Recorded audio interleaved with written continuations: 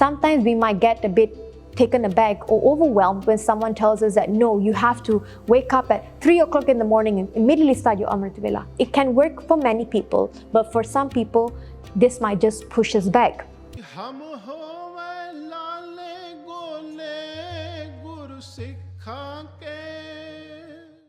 WhyGuru Ji Ka Khalsa, WhyGuru Ji Ki Fateh Sangat Ji. Welcome to another episode of Sikhan di Bhagat Mala, where we explore the Sakhiyan of Gursikhs from the time of Guru Amar Das Ji at this moment, as mentioned by Bhai Gurdas Ji and retold by Shahid Bhai Mani Singh Ji. So today we are going to hear a Sakhi about 4 Gursikhs who came to meet Guru Amar Das Ji and what bachan Guru Amar Das Ji gave to them.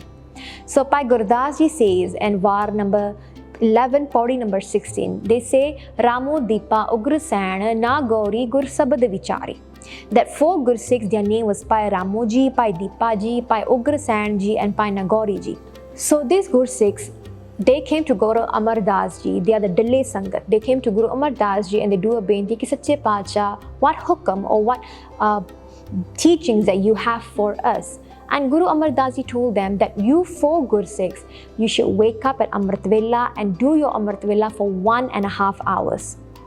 Then they were wondering, why is it so specific? Why Guru Amar Das Ji is telling them to do Amritvela for 1.5 hours?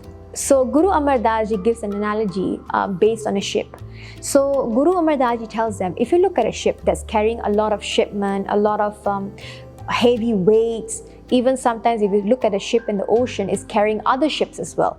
Now, it doesn't matter how much weight you put on the ship will always float on water, it will always float in the ocean by 4 fingers.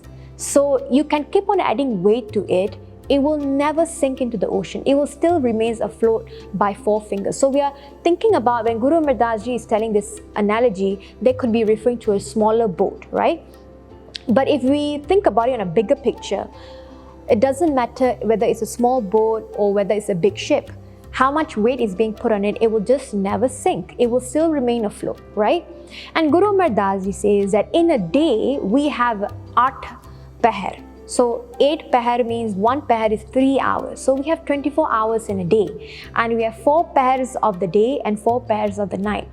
And Guru Amar Das Ji says that out of all the 8 pahar, which is 3 hours per pahar, 1.5 hours, which is in comparison, Guru Amar Das Ji is saying that 4 fingers that helps us to remain afloat on the ocean, that 1.5 hours that we do at Amritvela helps us to remain afloat in this ocean of Kaljuk as well.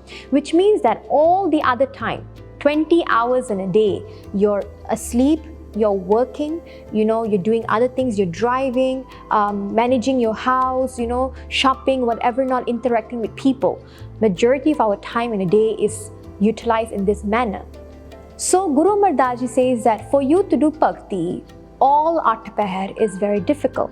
But what if you use 1.5 hours dedicated during Amritvela for your bhakti? What this does is, this helps you to go throughout your daily activity and yet you will still remain afloat, which means that you will not be drowned in the ocean of Kaljuk, you will not be drowned in the ocean of the Panchachor, because you have dedicated that time to your Amritvela, to your bhakti. So Guru Amar Das Ji then tells his 4 Gursikhs that you should wake up at Amritvela and at least 1.5 hours, which if we think about it, we have Panchbaniya Nitnem that we do in the morning, and if you do Sahaj Dana, it takes you about that much time. And then in the evening, you do your Rehras, and then at night you do your Soila Sahib. Then in a day, basically, you're already spending 2.5 hours dedicated to your Guru as well. So if we look at the concept of Daswand, now Daswand is basically 10% of your earnings that you give to your Guru or you give to charity. But if we look in the system of a day, we have 24 hours, which means 10% of our 24 hours is about 2.5 hours. So 10% of our time should also be dedicated towards Sikhi, towards Guru Sahib as well. That way, our boat, which means that we will remain afloat in this Kaljuk as well. So that's the bachan Guru Amar Das Ji gave to all these 4 Gursikhs. And the lesson that we can learn from here, Sangat Ji, is how important Amritvela is for us. Gurbani says as well, Har tan Amritvele vatte ka bijya Bhagat khaye, kharch rahe nikutte nahi.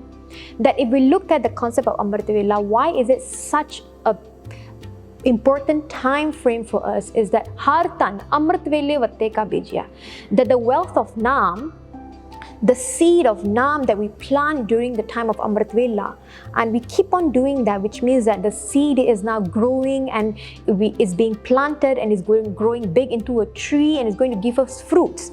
Har tan Amritvela vatte ka bijya Bhagat khai. And as the seed of Amritvela of Nam is growing, is becoming into a tree and is giving us fruits and flowers, Bhagat khai, the Bhagats who do the Amritvela, they enjoy the fruits, the blessings of the Amritvela, Parchar hai, and then they also distribute their wealth of Nam, their wealth of Bhakti to those around them, which means that someone comes with their dukkha. You know, when someone comes with the dukkha to you and they say, can you help me do ardas so my dukkha goes away? The question here, Sangaji, is we do not have enough bhakti in our account to be able to give it to someone else so their dukkha goes away. But if we do an ardas for them and we didn't do enough bhakti, there's a very high chance that you are taking on their dukkha on top of you and you are going to suffer if you do not have enough bhakti. If we look at those Gursikhs, those saints, they do ardas and they take the dukkha of the people away. But it doesn't really affect them much because they have so much of bhakti in them, which allows them to enjoy the fruits of their bhakti. And they also can distribute it to those Gursikhs who are in need of it as well. So Guru Sahib kehte ne Bhagat khai, the Gursikhs, the Bhagats, they enjoy the fruits and blessings of this Amritvela.